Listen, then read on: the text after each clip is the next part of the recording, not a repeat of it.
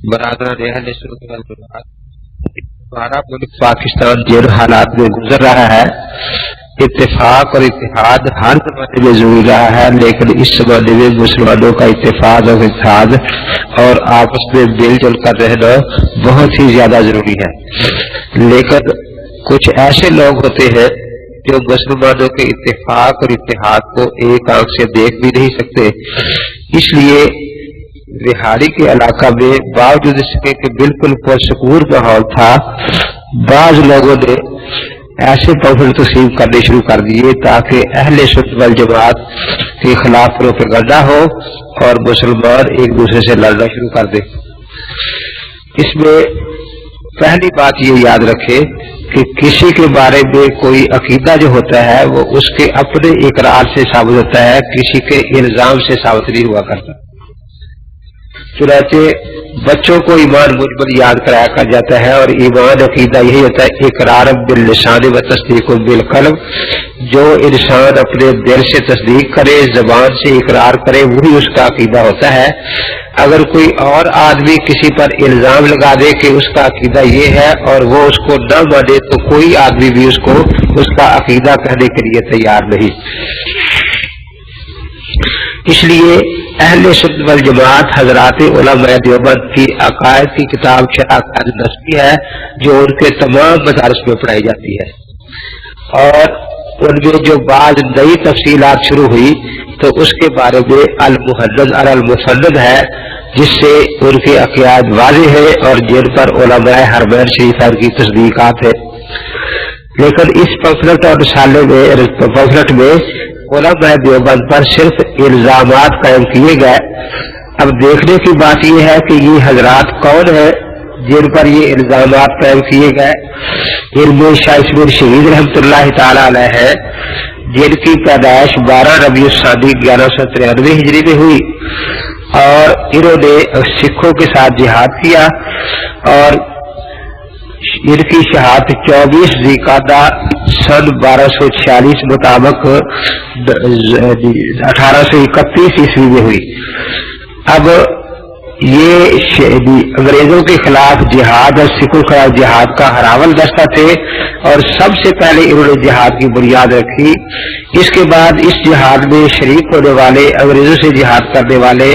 حضرت مولانا محمد قاسم صاحب نانوتوی رحمۃ اللہ تعالی علیہ، جن کی پیدائش رمضان 1248 میں ہے، اور جن کا وصال 4 جمادی الاولیٰ 1297 ہجری میں ہے، اور دوسرے مجاہد جو اس کے ساتھ شریک ہوئے حضرت مولانا رشید احمد گنگوہی رحمۃ اللہ تعالی علیہ،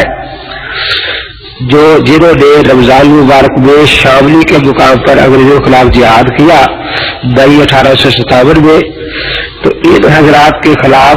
انگریز اسی زمانے سے چاہتا تھا کہ ایسا پروپیگنڈا ہو کہ مسلمان ان سے متنفر ہو جائے۔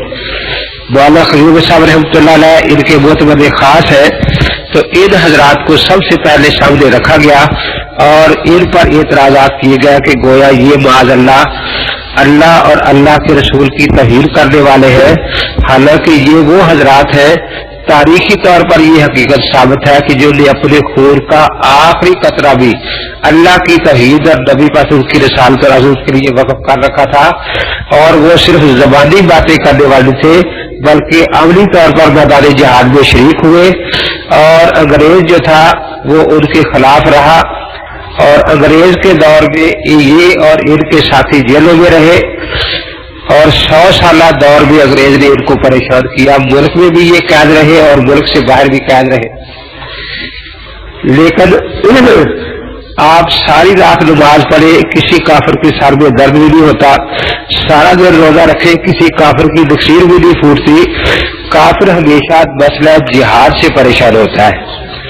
اس لیے لارڈ گلیسٹن کہتا ہے کہ جب تک دنیا میں قرآن پاک موجود ہے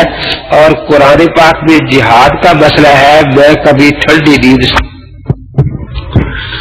جہاد میں فارغ نہ اس مسلمان نوجوان کو بیوی جہاد سے روک سکتی ہے، نہ بچے، نہ ماں باپ، نہ کوئی اور دنیا میں سب سے زیادہ بڑی ڈر کی چیز موت ہے، لیکن اس کے ذہن میں یہ بات پکی ہوتی ہے کہ میں نے مرنا نہیں بلکہ میں ہمیشہ ہمیشہ زندگی حاصل کرنے جا رہا ہوں، اس لیے جو موت سے نہیں ڈرتا وہ دنیا کی اور کسی مصیبت سے ڈر ہی نہیں سکتا۔ اس لیے کافر ہمیشہ مجاہدین کو بدنام کرتے رہتے ہیں۔ چنانچہ جب غداروں کی غداری کی وجہ سے انگریز جس جہاد میں کامیاب ہو گیا اور یہ لوگ بیچارے ناکام ہو گئے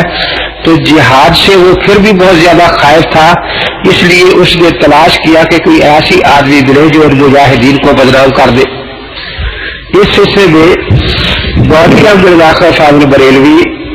جس کی پیدائش 1856 میں ہے، سن 57 کے جہاد میں اس کی عمر صرف 1 سال تھی،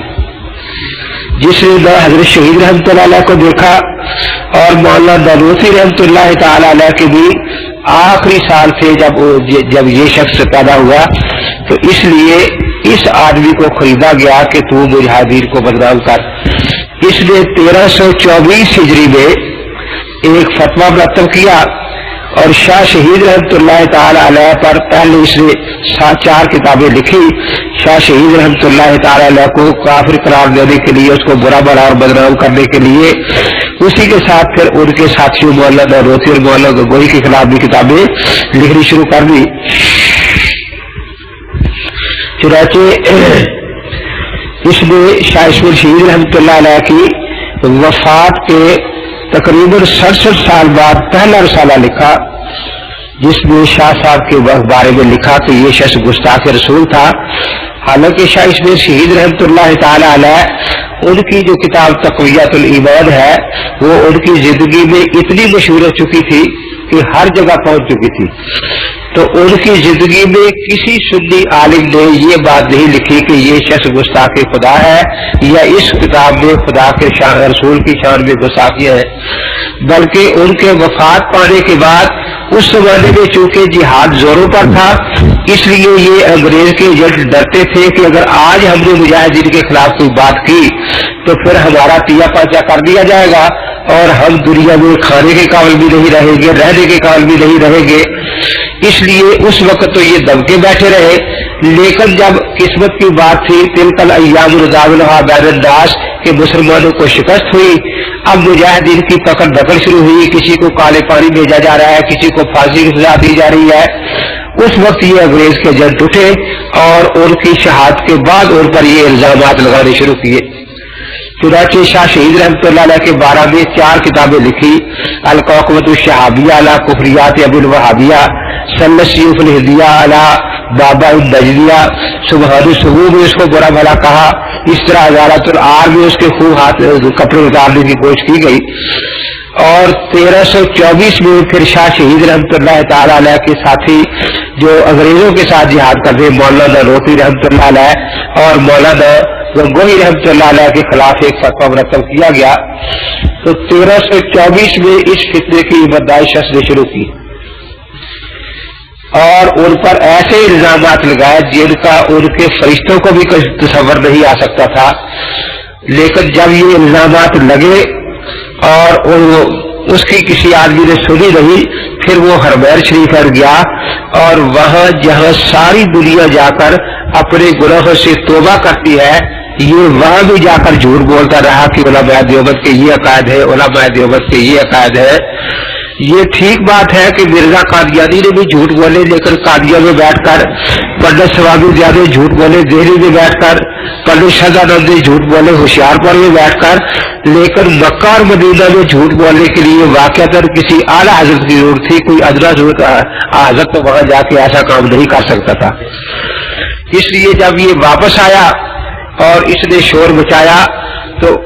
جو صحیح اور معقول طریقہ ہوتا ہے، علماء حرمین شریف نے براہ راست علماء دیوبند سے 26 سوال رد کیے تاکہ آپ ہمیں بتائیں کہ آپ کے عقائد کیا ہے، جس میں علماء دیوبند نے شوال 1325 میں المحدد المفرد نامی کتاب جو مرتب کر کے وہاں بھیج دی اور اس پر تمام بڑے بڑے علماء دیوبند نے دستخط کیے اور ان تمام الزامات کو الزامات قرار دیا کہ یہ الزامات ہیں جو ان لوگوں نے ہم پر لگائے ہیں. ہم ان باتوں کو ہرگز عقیدہ اپنا نہیں رکھتے بلکہ ایسے عقیدے والوں کو جو اللہ کے نبی پاک صلی اللہ علیہ وسلم کے ایک بال مبارک بھی توہین کرے اسے ہم کافر مرتد اور واجب القتل سمجھتے ہیں. جو نبی اکرم صلی اللہ علیہ وسلم کی پاک جوتا مبارک جو ہے اس کو تصویر سے حقاصی سے جتنی کرے ہم اس کو بھی کافر اور مرتد قرار دیتے ہیں. تو اس لیے ان لوگوں نے اپنا پورا برات ظاہر کر دی اور ان الزامات کے جوابات دیے اور پھر ان کو اہل حرمین سے کر مکہ مدینے والوں کو اس بارے میں حکم مان لیا کہ آپ جو فیصلہ کریں گے ہم تسلیم کر لیں گے. چنانچہ مکہ شریف، مدینہ شریف، شام، مصر، حلب ان سب جگہ کے علماء نے اس کتابات تصدیقات لکھی کہ یہ لوگ صحیح العقیدہ اہل سنت والجماعت ہے، عاشق رسول ہے، اولیاء اللہ میں سے ہے. ان پر یہ جو الزامات ہیں یہ بالکل غلط ہے اور حقیقت بھی یہی ہے کہ ان الزامات کی کوئی علمی حیثیت نہیں. اس کی میں ایک تو مثالی عرض کرتا ہوں کہ ایک مولوی صاحب بہت بڑے شیخ الحدیث تھے،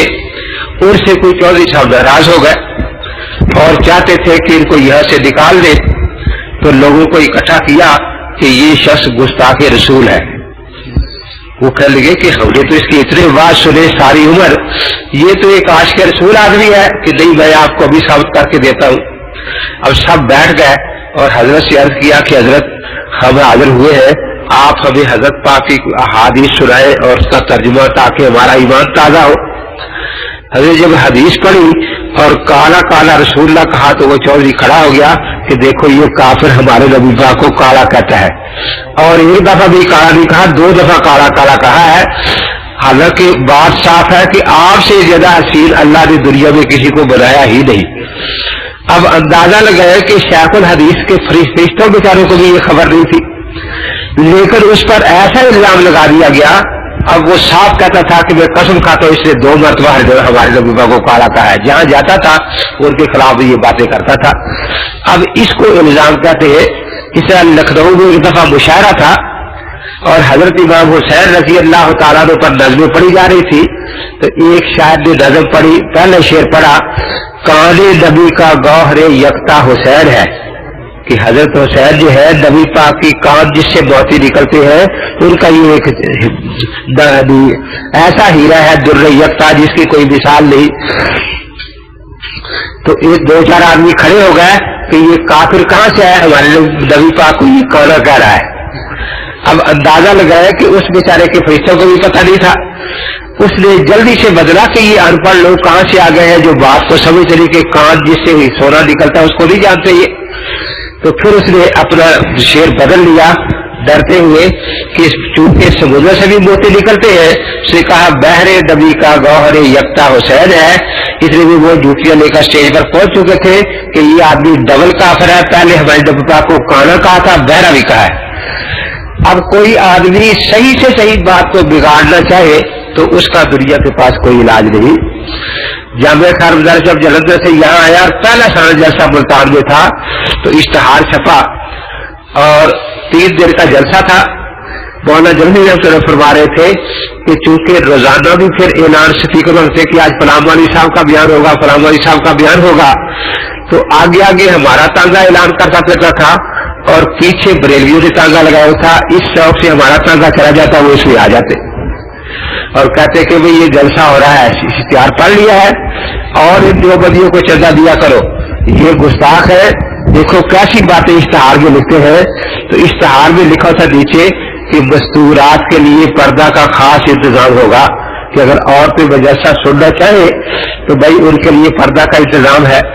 لیکن وہ کیا پڑھتے تھے کہ دیکھو لکھا ہے مستوں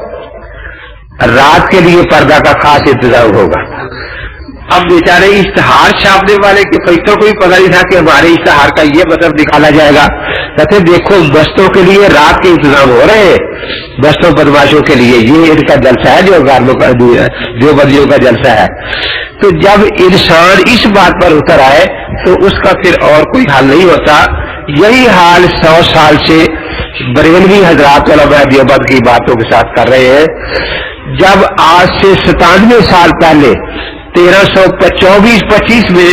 علماء دیوبند نے اس الزامات کے بارے میں اپنی برات اظہار کر دی.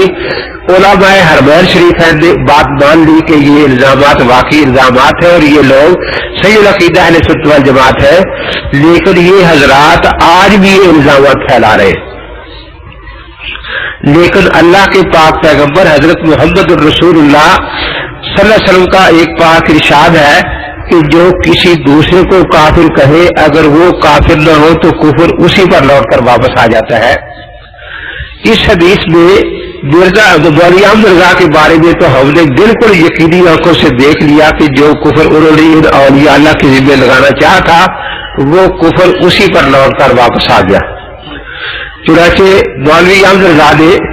پہلا اعلان یہ کیا تھا، اب یہ اعتراض کیا تھا کہ مولانا محمد قاسم نانوتوی رحمۃ اللہ تعالی علیہ ختم نبوت کے منکر ہے اور ختم نبوت کا جو انکار کرے وہ کافر ہے، جو اسے کافر نہ کہے وہ بھی کافر ہے. چنانچہ حسام الحرمین نے اس نے اس پر زور دیا، لیکن یہ الزام اس نے کس طرح لگایا؟ حضرت مولانا محمد قاسم نانوتوی رحمۃ اللہ تعالی علیہ کی ایک کتاب تحریر الناس ہے، اس سے ایک عبارت صفحہ 21 سے لی، ایک صفحہ 15 سے لی، ایک صفحہ 30 سے لی، 3 سے لی اور ان تینوں کو ملا کر ایک فکرہ بنا دیا گیا. حالانکہ مولانا نانوتوی رحمۃ اللہ انسان ہے اور انسان سے غلطی بھی ہو جاتی ہے. اگر یہ ظلم کوئی اللہ کی پاک کتاب پر بھی کرنا شروع کر دیتا تو وہاں بھی مطلب کچھ کا کچھ بن سکتا تھا. مثال کے طور پر قرآن پاک میں یہ کہتا ہے ان الذین آمنوا وعملوا الصالحات، کہ بے شک لوگ جو ایمان لائے اور انہیں اچھے کام کیے. اب آدھی آیت کو یہاں سے لے لے اور آدھی آیت دوسری بنا لے، سیدخلون فی جہنم داخرین، کہ وہ ان قریب جو دوزخ میں داخل کر دیے جائیں گے. اب واضح ہے کہ اس میں ایک نقطہ بھی قرآن سے باہر نہیں،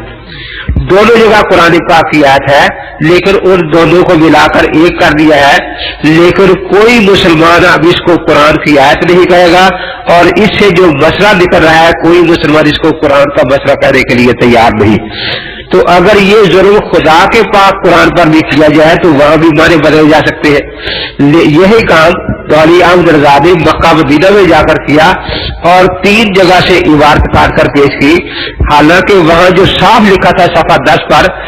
کہ رسول اقدس صلی اللہ علیہ وسلم کا خاتم النبی ہونا قرآن کی آیت خاتم النبیین سے بھی ثابت ہے جو قرآن کی آیت ہے. پھر متواتر حدیث لا نبی آباد سے بھی ثابت ہے، اور جس طرح نماز کی رکعتیں متواتر احادیث سے ثابت ہے. اگر کوئی نماز کی رکعتوں کا انکار کرے کہ ظہر کے 4 فرض نہیں ہے، عصر کے 4 فرض نہیں ہے، جیسے یہ شخص کافر ہے ایسے ہی حضور پاک کی ختم نبوت کا انکار کرنے والا بھی کافر ہے. اب مولانا نانوتوی رحمۃ اللہ تعالی علیہ حضور پاک کی ختم نبوت کا انکار کرنے والے کو کافر کہہ رہے ہیں اور اس نے جا کر وہاں جھوٹ بولا کہ وہ حضور کی ختم نبوت کا انکار کرتے ہیں اور یہ فتویٰ لے کر آیا کہ جو ختم نبوت کا انکار کرے وہ کافر ہے اور جو اس کو کافر نہ کہے وہی کافر ہے. لیکن حضرت مولانا نانوتوی رحمۃ اللہ تعالی علیہ اللہ کے ولی تھے. اللہ تعالیٰ کے فرمان حدیث قدسی میں ہے کہ جو میرے کسی ولی سے دشمنی کرتا ہے میرا اس کے خلاف اعلان جنگ ہوتا ہے. اس لیے اللہ تعالیٰ نے یہ کفر اسی پر واپس لوٹا دیا. خود اس کی قلم سے ایسی باتیں لکھی گئی. چنانچہ یہ لکھتا ہے کہ شاہ اسماعیل شہید رحمۃ اللہ علیہ اپنے پیر کو صراحتاً نبی بناتے تھے. القاقص شعبیہ صفحہ 17. اور دنیا میں لکھا کسی کے لیے اللہ تعالیٰ حقیقی دعویٰ صراحت اس کی نبوت کا دعویٰ ہے.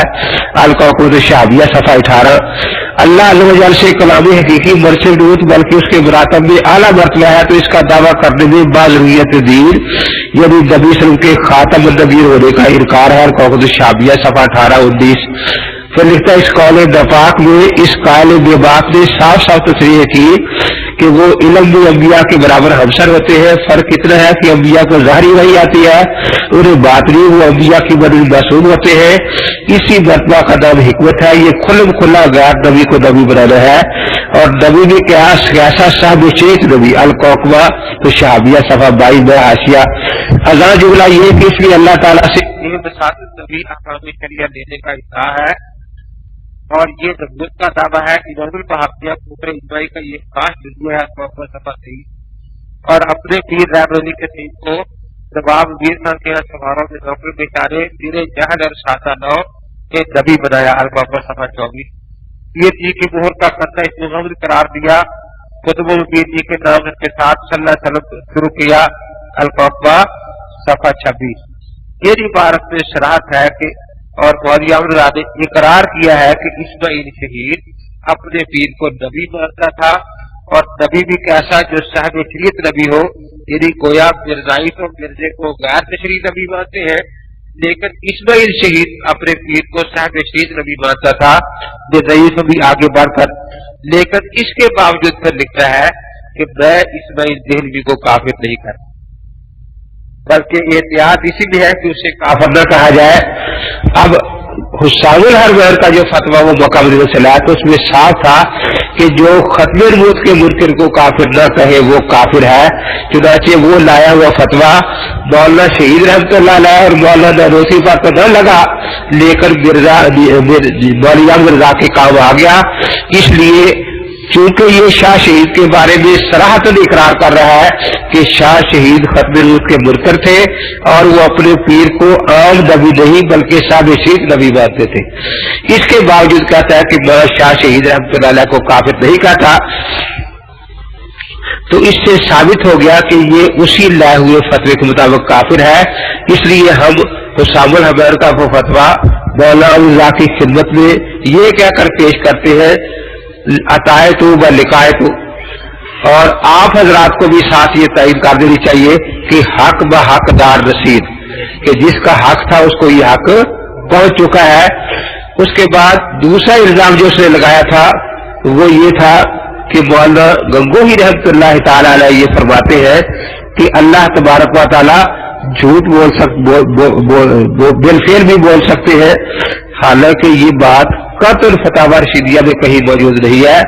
فتاوی رشیدیہ میں بالکل اس کے برعکس ہے کہ جو یہ کہے کہ خدا جھوٹ بولتا ہے وہ کافر ہے۔ من اصدق من اللہ قیلا، اللہ سے زیادہ سچا اور کون ہو سکتا ہے۔ اب اندازہ لگائے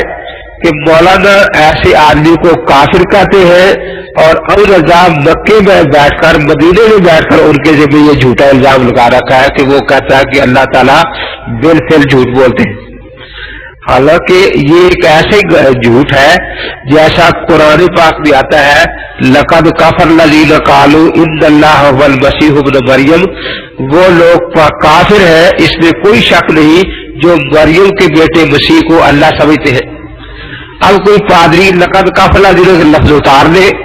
اور یہ کہے کہ دیکھو قرآن میں صاف ہے ان میں نے بے شک ان اللہ والمسیح ابن مریم، بے شک شک کی بات نہیں کہ مریم کا بیٹا مسیح جو ہے یہ اللہ ہے، خدا ہے، اور دیکھو قرآن بھی ہے کہ بغیر شک شبے کے مسیح کو خدا ماننا چاہیے، حالانکہ قرآن نے اس کو کافر کہا ہے اس عقیدے کو۔ تو جب یہ عقیدہ کفریہ ہے قرآن کے ذمے کوئی لگائے، ایسا ہی جھوٹ مولوی احمد رضا نے شاہ اسماعیل شہید رحمۃ اللہ علیہ کے ذمے لگا دیا، اور جو عبارت اشتہار میں دی ہے وہ بھی فتاوی رشیدیہ میں موجود نہیں ہے۔ تو اس لیے پھر اللہ تعالیٰ نے غیر جوش میں آئی اور یہ فتویٰ اسی پر واپس چلا گیا، کیونکہ خود مولوی احمد رضا کے ہاتھوں سے یہ بات لکھی کہ کہتا ہے اسماعیل شہید کہتا ہے یہ صاف اقرار ہے کہ اللہ عز و جل کی بات واقعہ میں جھوٹی ہو جانے میں تو حرج نہیں، حرج اس میں ہے کہ بندے اس جھوٹ پر مبتلا ہو۔ القوقبہ صفحہ 14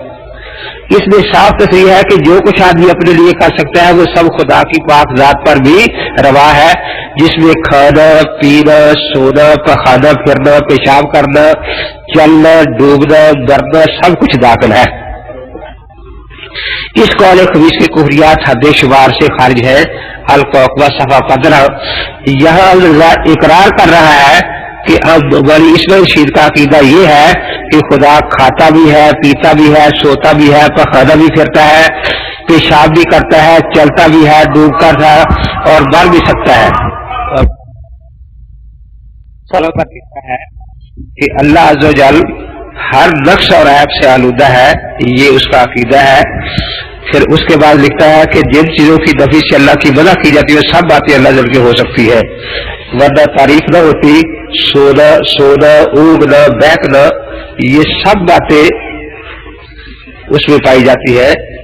اور فتاوی رضیہ صفحہ 791 جلد اول پر یہ لکھتا ہے، یہ ایسے کفریات کے وہابی ایسے کو خدا کہتا ہے جو مقرر سے پاک ہے، جس کا کھانا دمکن، پینا، پیشاب کرنا، پخانا پھرنا، ناچنا، تھرکنا، ڈٹ کی طرح کلا کھیلنا، عورتوں سے جمع کرنا، یعنی اللہ سے جمع کرتا ہے، لواطت جیسی خبیث بے حیائی کا مرتکب ہونا، یعنی لوڑے بازی کرنا، حتیٰ کہ محسن کی طرح خود مفعول بننا کہ معاذ اللہ تعالیٰ لوڑے بازی کرواتا بھی ہے۔ کوئی خباثت، کوئی فضیحت اس کی شاعر کے خلاف نہیں، وہ کھانے کا منہ، مرنے کا پیٹ، مردی اور زنی کی علامتیں بالفعل رکھتا ہے، یعنی اس کے ساتھ مردوں والا اعلیٰ تناسل بھی ہے اور عورتوں والا بھی ضامن حدیث ہے۔ سبب نہیں جوہدار پاگل ہے، یعنی وہ اندر سے کھوکھلا ہے، صبح گزری خرسا مشکل ہے، یعنی خسرا ہے، یہ پتہ نہیں چلتا کہ یہ مرد سے خسرا بنا ہے یا عورت سے خسرا بنا ہے، یا کم سے کم اپنے آپ کو ایسا بنا سکتا ہے، یہی نہیں بلکہ اپنے آپ کو جلا بھی سکتا ہے، دبو بھی سکتا ہے، زہر کھا کر یا اپنا گلا گھونٹ کر بندوق مار کر خودکشی بھی کر سکتا ہے۔ اس کے ماں باپ، جوڑوں یعنی بیوی، بیٹا سب ممکن ہے، بلکہ ماں باپ سے ہی پیدا ہوا ہے۔ ربڑ کی طرح پھیلتا اور سمٹتا ہے، برگ کی طرح چوبکھا ہے، یعنی چار چہرے اس کو جس کا کلام فرا ہو سکتا ہے، جو بندوں کے خوف کے بعد جھوٹ سے بچتا ہے کہ کہیں وہ مجھے جھوٹا نہ سمجھ لے، بندوں سے چرا چھپا کر پیٹ بھر کر جھوٹ بک سکتا ہے۔ ایسے کو جس کی خبر کچھ ہے، علم کچھ، خبر سچی ہے تو علم جھوٹا ہے، علم سچا ہے تو خبر جھوٹی ہے، ایسے سزا دینے پر مجبور ہے، نہ دے تو بے غیرت کہلائے۔ تو اس قسم کی یہ بکواس تقریباً 55 باتیں لکھی ہے جو ایک مسلمان پڑھ بھی نہیں سکتا۔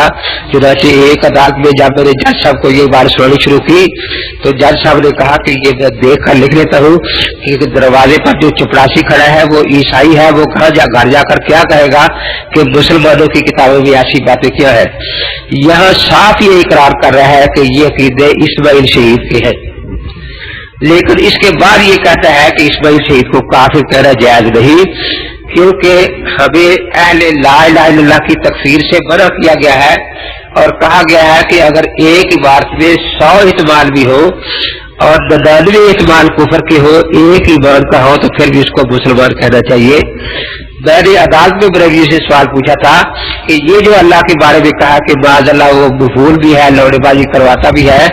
اس میں 100 کروڑوں احتمال اسلام کا مجھے نکال کر دکھاؤ۔ یہ کہنا کہ اس کے ساتھ مردوں والی شادی بھی عورتوں والی بھی خرسا مشکل ہے، اس میں کروڑوں احتمال ایسا نکالو جس سے اسلام کا پیرو نکل سکتا ہے۔ تو یہ اولیاء اللہ کی کرامت تھی علماء دیوبند کی کہ وہ کفر کے فتوے جو ان کے لیے لے کر آیا تھا اللہ تعالی نے اسی پر واپس لوٹا دیے۔ تو شامل حرمین میں یہی لکھا تھا کہ جو خدا تعالیٰ کے بارے میں ایسا عقیدہ رکھے وہ کافر ہے اور جو اسے کافر نہ کہے وہ بھی کافر ہے۔ تو اس لیے اس بارے میں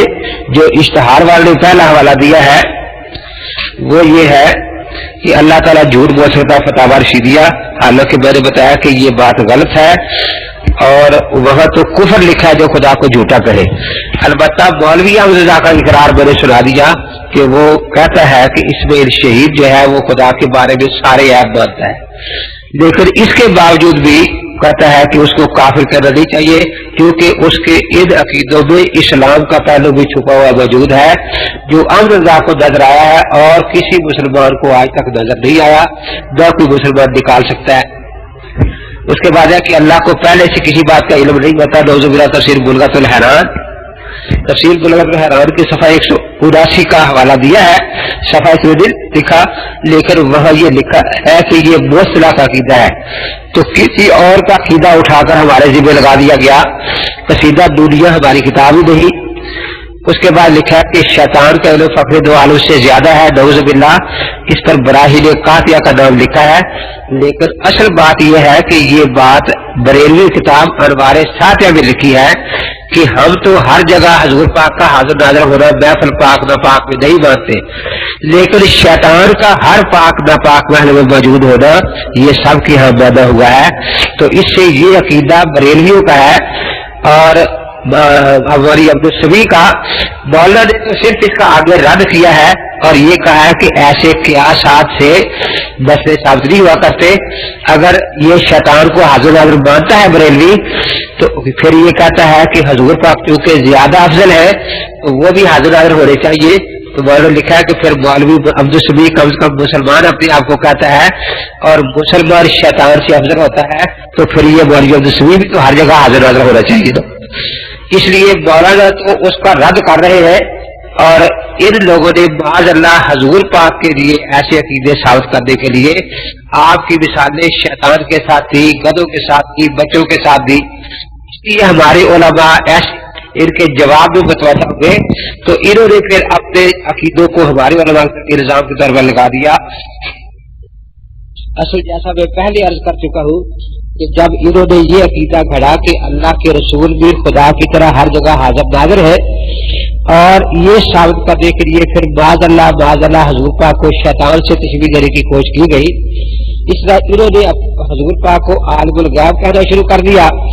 تو پھر جب ان سے پوچھا گیا کہ آپ اللہ عالم الغیب و شہادت قرآن اور حدیث میں اللہ تعالیٰ کو کہا گیا ہے، آپ حضور پاک کو کس طریقے سے کہتے ہیں؟ تو انہوں نے پھر یہی حرکت کی کہ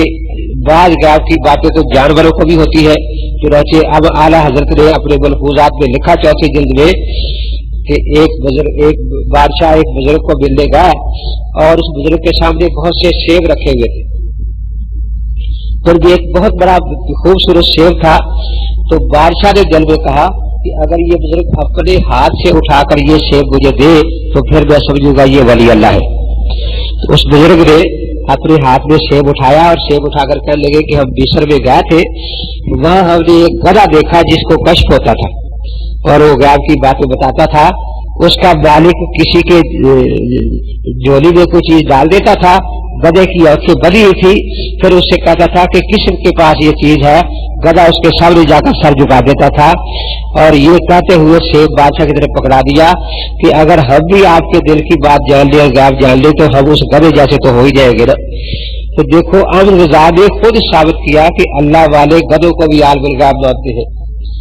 اسی طرح اور اس قسم کی باتیں اس نے لکھی، اور حضرت پاک کا علم غیب ثابت کرنے کے لیے انہوں نے معاذ اللہ گدھوں تک کی مثال پیش کر دی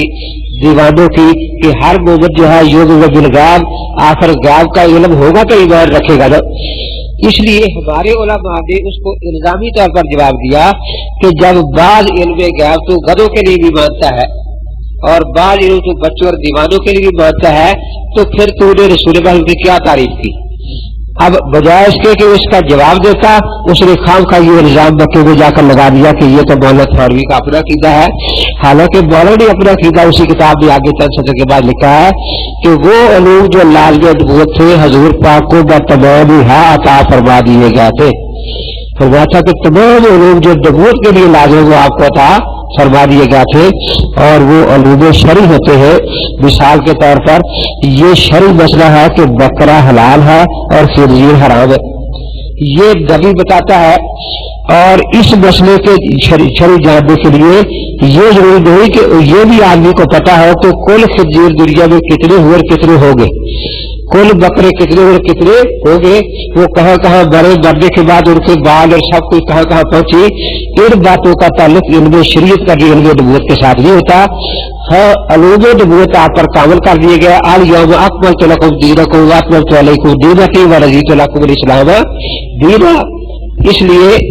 مولانا تھانوی نے پھر اس بات کو تبدیل بھی کر دیا تھا، لیکن ابھی تک یہ احمد رضا کے چیلے اسی کو لے رہے ہیں۔ حضرت صاحب بول کر مٹی ہوگا، یہ مولانا ایشور شہید کا الزام ہے، حالانکہ ان کا مقصد صرف اتنا ہے کہ حضرت بھی فرمایا کہ میں مر کر قبر میں دفن ہو جاؤں گا،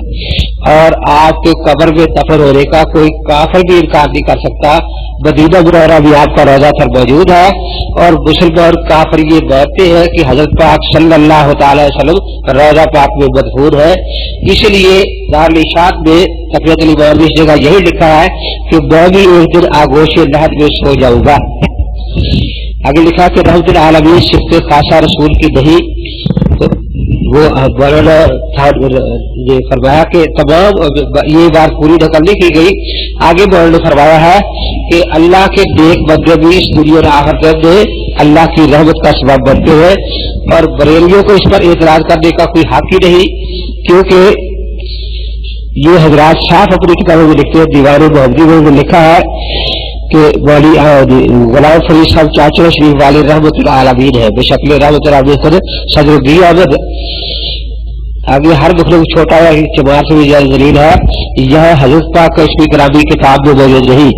लेकिन मौलवी अहमद रज़ा कहता है कि ये हजूर पाक के बारे में कहा गया है। उसके बाद फिर कहता है कि मैं इस आदमी को काफिर नहीं कहता जो माज़अल्लाह हजूर पाक को चमार से भी ज्यादा जलील कहो। अगर कोई आदमी ये कह दे कि अहमद रज़ा चमार से भी ज्यादा जलील है और उसमें अहमद रज़ा का नाम ले, तो बरेलवी फौरन उसके खिलाफ शोर मचाएंगे। लेकिन बरेलवी ऐसे गुस्ताख है कि अल्लाह के नबी के बारे में, जिस शख्स के बारे में वो कहते हैं कि ये बात श्री हजूर पाक के बारे में कही है, उसको काफिर करना एहतियात के खिलाफ समझते हैं। अगर सब अम्बिया गुजरना नतीज से कभी ये भी मौला शहीद की बात है, और मौला शहीद को वो काफिर नहीं कहता। अगर इसमें कुफर है तो पहले अहमद रज़ा को काफिर करना पड़ेगा, और फिर मौलिया इसमें रशीद अहमद की बारी आएगी। आगे लिखा अम्बिया अपनी उम्मत में अगर मुमताज होते तो अलूद ही भी मुमताज होते हैं, बाकी रहा अमल इसमें बसावकात उम्मती गुसावी हो जाते हैं, बल्कि बढ़ भी जाते हैं। यह हवाला नकल करने वाले ने बहुत बड़ी बेईमानी की है कि लफ्ज ये थे कि अमल में बसावकात बज़ाहर उम्मती मुसावी हो जाते हैं और बढ़ भी जाते हैं। अब देखिए यहाँ बज़ाहर के लफ्ज से बताया जा रहा है कि नबी के अमल से किसी उम्मती का अमल कभी भी नहीं बढ़ सकता, बल्कि हमारा देवबंद का अकीदा है कि अगर गैर सहाबी उहद पहाड़ के बराबर 16 खैरात करे और सहाबी एक खजूर खैरात करके इसका सवाब उसके बराबर नहीं हो सकता, तो अल्लाह के नबी की एक तस्बीह के बराबर पूरी उम्मत का सवाब कभी भी नहीं हो सकता। लेकिन उन्होंने लिखा कि बाजार ये होता है कि बस मेराज की रात हजरत पर नमाजें फर्ज हुई और आपने कुल 15-16 साल नमाजें पढ़ी, लेकिन आज कितने मुसलमान हैं जिन्होंने 60-70 साल 5 नमाजें पढ़ी है, तो गिनती में तो बाजार ये ज्यादा ही गिरी जाएगी। हजरत पाक ने हज्जतुल विदा फरमाया, एक हज फरमाया, लेकिन कितने आज आदमी जो 20-20 हज किए हुए हैं, हमारे इमाम साहब ने 50 हज किए, बाजार गिनती में ये हद वाकई बहुत ज्यादा है। फिर हजरत पाक पर कुरान आकर हज्जतुल विदा भी आकर खत्म हुआ, उसके बाद आपने कुछ कुरान खत्म किए, लेकिन आज कितने लोग हैं जो रोजाना कुरान पाक खत्म करते हैं और गिनती में ये बहुत ज्यादा है। तो इस बात के कहने में ये बात थी कि नबी उलूम में मुमताज होते हैं और गिनती अमाल में तो बाज लोग आगे बढ़ भी जाते हैं, इसमें कोई एतराज की बात नहीं है।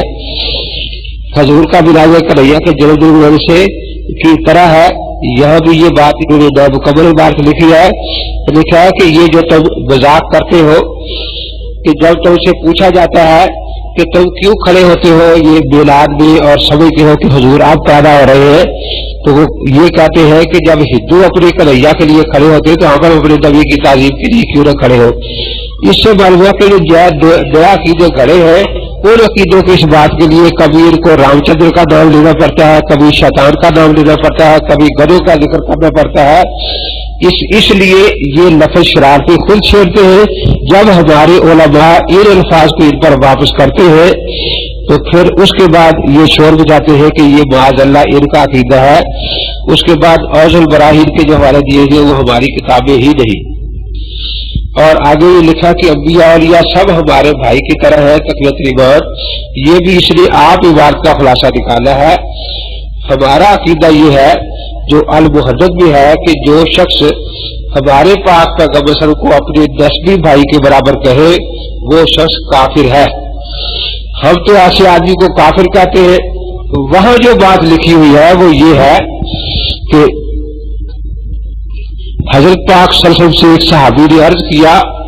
कि क्या मैं आपको सजदा करूं। आपने फरमाया कि मेरी इज्जत किया करो और इबादत सिर्फ अल्लाह तबारक व तआला की किया करो और अपने भाई की इकराम किया करो। अक़रिबू अख़ाकुम, اور یہ حدیث جو میں تقویۃ الایمان میں ہے یہ مولوی رضوی جملۃ الزکیہ میں لکھی ہے اور وہ حضور پاک کو بھائی لکھا ہے. البتہ تقویۃ الایمان میں مولانا نے جو بات لکھی ہے وہ رضوی لکھ سکا وہ یہ کہ برادریاں کئی قسم کی ہوتی ہے. کوئی جسمی برادری بھائی ہے 10ویں بھائی ہوتا ہے, کوئی برادری کے حساب سے ہوتا ہے کہ یہ بھی پٹھان بھائی ہے, کوئی ملک کے حساب سے یہ پاکستانی بھائی ہے. تو سب سے بڑی برادری ارسانی برادری ہے. تو مولانا نے لکھا کہ ارسان سب آپس میں بھائی ہے اور نبیوں کو اللہ تعالیٰ انہیں بڑا مرتبہ دیتا ہے. تو گویا سارے انسانوں میں بڑا مرتبہ حضرت محمد رسول کا نبیوں کا ہوا اور سارے نبی میں بڑا مرتبہ حضرت محمد رسول اللہ صلی اللہ علیہ وسلم کا ہوا. تو اس جگہ تو مولانا نے یہ لکھا ہے کہ خدا کے سوا حضور کے مقام پر کوئی نہیں پہنچ سکتا اور نہ آپ کے مرتبے تک کوئی اور آدمی پہنچ سکتا ہے. لیکن اس نے الٹا اس پر الزام لگا دیا اور پھر یہ بات ہے کہ ہم تو اس کو کفر کہتے ہیں لیکن یہ لوگ عیسائی میں شہید ہم کو کافر کرنے کے لیے تیار نہیں. اب بقول مولوی عبد الرزاق اس فکر میں اسلام کا پہلو موجود ہے جو اپنی 10ویں بھائی سمجھے تو بریلیوں کا فرض ہے کہ اسلام کا پہلو ہمیں نکال کر دے. آگے لکھا کہ حضور کے بعد کوئی نبی پیدا خادم محمدیہ میں کوئی فرق نہیں آئے گا. یہ بھی اسے دھوکہ دیا ہے. مولانا نے تو کتاب ہی ختم نبوت کے اس بات میں لکھی ہے لیکن انہیں ختم نبوت کی 2 قسمیں کی ہیں. ایک یہ کہ زمانے کے اعتبار سے سب سے آخر میں پیدا ہونا, اس کو بھی قرآن سے ثابت کیا. ایک یہ کہ آپ اس معنی میں خاتم النبیین ہے کہ سب نبیوں سے اعلیٰ مقام رکھتے ہیں اور فائنل اتھارٹی ہے. آپ سب کے حکموں کو منسوخ کر سکتے ہیں لیکن کوئی آپ کی چیز کو منسوخ نہیں کر سکتا بلکہ سارے جتنے نبی پہلے ہیں وہ حضور پاک کی امتی ہے. اس سے آگے اس بات میں لکھا ہے کہ اگر میرے فرض کوئی اور بھی نبی آئے گا تو حضور پاک کا امتی بنے گا, متحد ہوگا اور وہ آپ کے برابر نہیں ہو سکتا. اس لیے یہاں رتبے کے اعتبار سے خدمت کا ذکر ہے نہ کہ زمانے کے اعتبار سے. اگر کہ ہندوؤں کی دیوالی کی پوریاں کھانا جائز ہے اور دوسرا حوالہ پھر جوڑا ہے کہ ہندوؤں کے سود کے پانی سے پانی پینا جائز ہے اور آگے پھر یہ لکھا ہے کہ حضرت امام حسین کی سبیل کا پانی پینا جائز نہیں ہے. تو یہ بھی ایک دھوکہ ہے. گویا یہ ثابت کرنا چاہتے ہیں کہ ہم حضرت سیدنا حسین رضی اللہ تعالیٰ کو یہ سمجھتے ہیں کہ ان کا سبیل کا پانی سے بھی برا ہے. اصل بات اس کو مثال سے سمجھے کہ بکری حلال ہے خنزیر حرام ہے. لیکن اگر کوئی بکری چوری کی ہو تو وہ حرام ہے. اس طرح کوئی اسی بکری کو حضرت حسین کا نام لے کر ذبح کرے بسم اللہ اللہ کر کی بجائے کہے کہ اب بسم اللہ حسین تو بریلوی بھی کہتے ہیں کہ یہ بکری حرام ہو گئی. اب ایک آدمی نے بکری کسی ہندو سے لی اور پھر مسلمان نے ذبح کی تو سب کہے گے کہ اس کا گوشت کھانا جائز ہے کیونکہ مسلمان کا ذبیحہ ہے لیکن ہندو کا ذبیحہ حرام ہے. اب کوئی یہ کہے کہ دیکھو اس مسلمان کی ذبح کی بکری یہ نہیں کھا رہا, حالانکہ اس لیے نہیں کھا رہا کہ وہ بکری چوری کی اس لیے نہیں کہ مسلمان کیا, یا اس لیے نہیں کھا رہا کہ اس مسلمان نے یہاں بسم اللہ اللہ کو نہیں پڑھا بسم اللہ حسین پڑھا ہے بسم اللہ حسین پڑھا ہے. تو اس لیے چونکہ اس سبیل میں یہ نظر لگا اللہ کی بات کرتے ہیں اور نظر لگا اللہ کی دیت جو ہے یہ عبادت ہے اور غیر اللہ کی بات شرک ہے, اس لیے اس کو منع کیا جاتا ہے. اور چونکہ کافروں کی حلوہ پوری جو ہے ان کا ذبیحہ حرام ہے, ایسی چیزیں حرام نہیں ہوتی, اس لیے اس بات پر یہ لکھا ہے. آگے جو عرف جابر نظر مراد کے حوالے دیے ہیں یہ سرے سے ہماری کتابیں ہی نہیں ہیں. تو مقصد یہی ہوا کہ یہ جو کچھ ہے الزامات ہی الزامات ہے. عام رضا اپنی کتابوں کی روشنی میں ایسا کافر ہے کہ جو اس کو پرلے درجے کا فاسق فاجر مسلمان بھی سمجھے وہ بھی کافر مرتد دائرہ اسلام سے خارج ہے. اس کا نکاح کسی انسان حیوان سے جائز نہیں اور اس کی ساری اولاد جو ہے وہ ولد زنا اور حرام ہے. کیونکہ احمد رضا یہ کہتا ہے کہ جو حضور پاک کو معاذ اللہ چورا چمار کہے بلکہ اس سے بھی ذلیل کہے، بلکہ گدے بھی ذلیل کہے،